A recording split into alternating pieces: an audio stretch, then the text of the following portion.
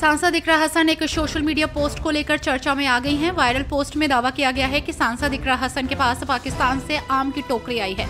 सांसद इकरा हसन ने पोस्ट में किए गए दावे को फर्जी बताते हुए पुलिस में मामले की शिकायत की है। इकरा हसन का कहना है कि ये खबर पूरी तरह से गलत है और इंटरनेट पर भ्रम फैलाया जा रहा है। उन्होंने इसके लिए विपक्ष को जिम्मेदार ठहराया है। उत्तर प्रदेश की संभल सीट से समाजवादी पार्टी के सांसद जियाउर रहमान बर्क ने सरकार पर हमला बोला। सांसद जियाउर रहमान बर्क ने कहा कि अगर सरकार की नीयत साफ होती तो सरकार इस बिल को ही नहीं लेकर आती। सरकार की नीयत में खोट है। हम बताना चाहते हैं कि हमारे लोग समझ सकते हैं कि हमारे हित में क्या है।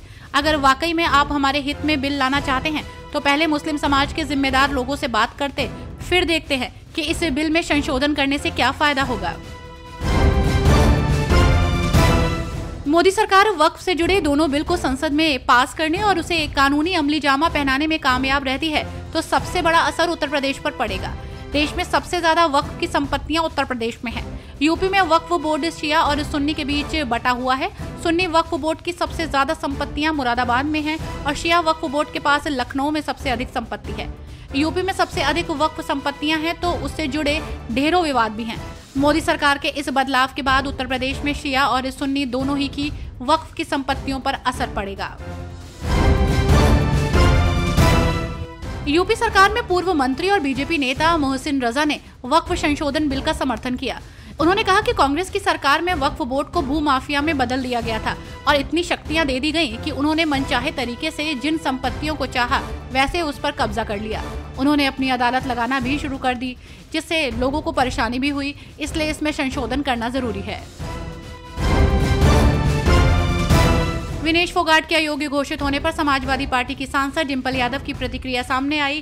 डिंपल यादव ने सरकार से एक मांग की है। उन्होंने कहा कि पूरे देश को बड़ा झटका लगा है। उच्च स्तरीय जांच होनी चाहिए कि उन्हें अयोग्य क्यों घोषित किया गया। सरकार को इस पर बयान जारी करना चाहिए। वक्फ संशोधित विधेयक को लेकर अयोध्या से समाजवादी पार्टी के सांसद अवधेश प्रसाद ने कहा कि जमीन हड़पना, जमीन बनाने का कारोबार पूरे देश में चल रहा है। अगर आप संविधान का अनुच्छेद 26 देखेंगे तो उसमें जो प्रावधान है ये बिल उसके खिलाफ है। ये बिल संविधान का उल्लंघन है।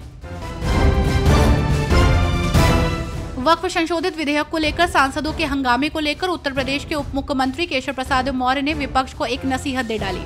केशव प्रसाद मौर्य ने सोशल मीडिया अकाउंट एक्स पर पोस्ट कर लिखा, वक्फ पर विपक्ष को उफ नहीं करना चाहिए। मोदी सरकार हर एक क्षेत्र में सुधारों के प्रति प्रतिबद्ध है। मोहसिन रजा ने कहा कि कांग्रेस की सरकार ने बोर्ड को अपार शक्तियां दे रखी थी। इन शक्तियों का दुरुपयोग किया गया, जनता को परेशान किया गया और मुसलमानों का तो इससे कोई लेना देना ही नहीं था, क्योंकि जितने भी कांग्रेस के लोग थे उन्हें ही ये दिया जाता था। सरकार उन्हें संरक्षण भी देती थी। इससे मुस्लिम समाज को कोई फायदा नहीं होता था। नगीना लोकसभा सीट से आजाद समाज पार्टी के सांसद और भीम आर्मी चीफ चंद्रशेखर ने भी वक्फ संशोधित विधेयक का विरोध किया है। सांसद चंद्रशेखर ने कहा कि अगर आप बहुमत में होकर न्याय की जगह दमन करोगे तो ये दमन नहीं चलेगा। उन्होंने आगे कहा कि बांग्लादेश में जो हमने देखा वो आक्रोश ही था। अगर आप इस तरह जुल्म करोगे तो किसी के अधिकारों को लूटने की कोशिश करोगे तो ये विरोध बढ़ेगा। सरकार इस तरह के काम कर रही है जिस तरह से बांग्लादेश में हुआ है। इटावा में निर्माणाधीन केदारेश्वर मंदिर में एक काला कोबरा सांप मंदिर के ऊपर चल रहे निर्माण कार्य के स्थान पर पहुंच गया और फन फैलाकर बैठ गया।